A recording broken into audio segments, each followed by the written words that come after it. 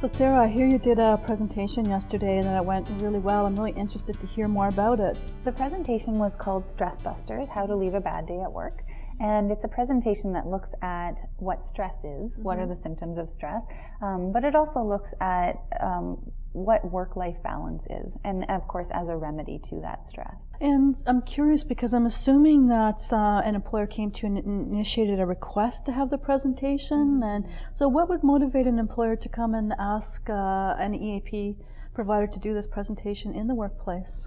Well, it's interesting because employers are calling and they're talking about, you know, their best staff are the ones that are getting burnt out.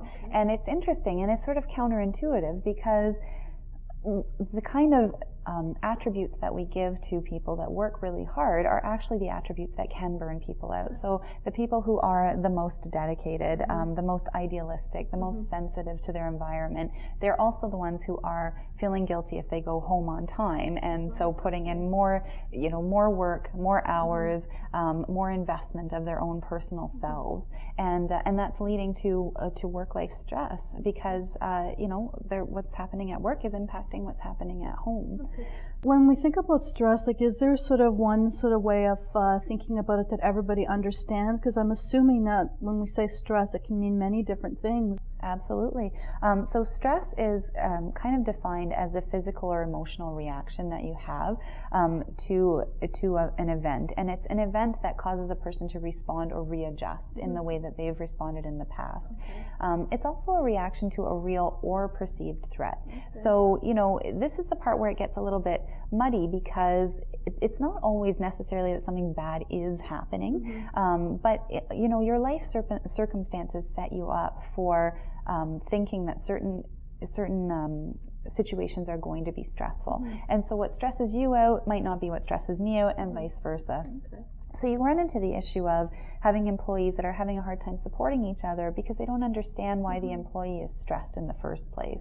So that's, I think, a real key point, that stress is perceived and it is determined by not just what's going on in front of the employee, but what's happened in their life and in their own past experiences. If we were to try to sort of think about summarizing your presentation, what sounds like it went really well, I wish I was there for it. But what would the three kind of takeaway points be from that presentation? If someone wanted to really kind of think, like, here are the most important points from the presentation, what would they be? Well, I think the top three I would put at the top is self-care. And self-care implies a lot of different things. You know, we don't respect how much that means in society. I think that we get it as a concept, but not as an action. So self-care is not about being selfish. It's not about being self-centered. It's about being a centered self. So it's about looking at what your needs are and looking after yourself as much as you're looking after other people.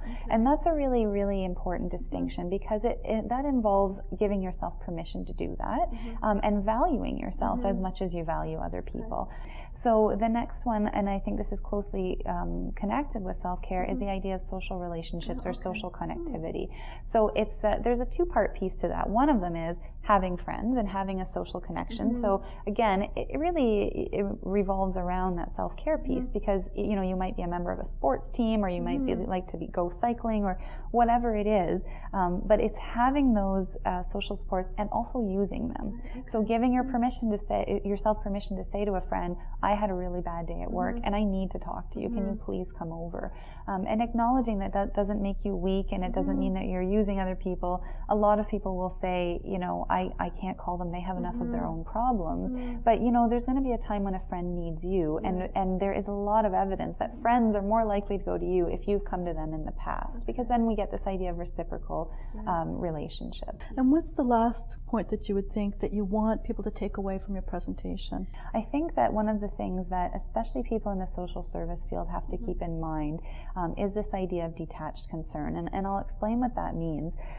When you're working in the social service field, you're more likely to have I mean, all of us hopefully have some level of empathy and compassion, but empathy and compassion is sort of what you do for a living in that field.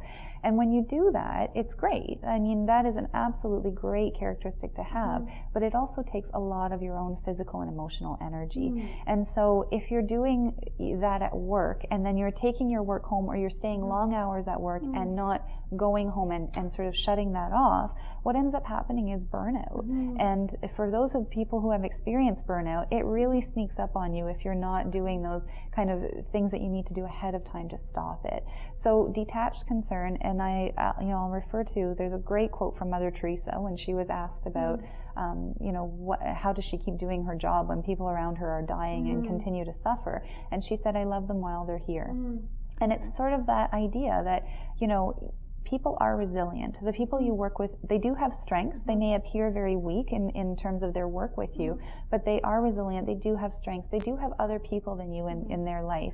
So do the best job you can while you're with them, and leave that at work. Leave them to their other abilities and go home and get rest so that you can come back and help them the next day.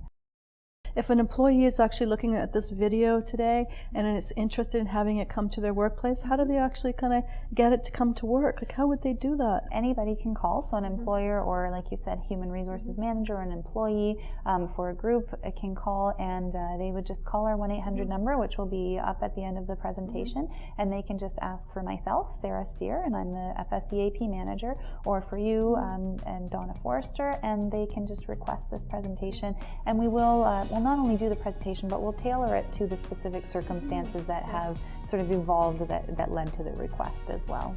Thanks, Sarah. Thank you.